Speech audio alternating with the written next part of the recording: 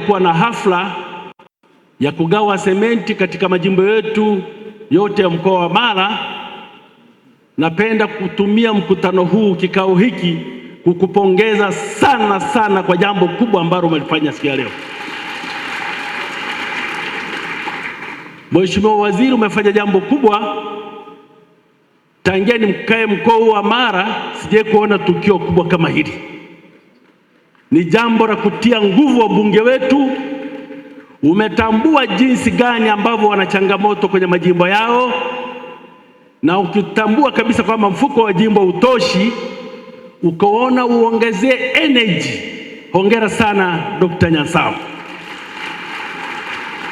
Wabunge hawa tuliowachagua ni wabunge kweli kweli, wataungana na wewe, watapiga kazi.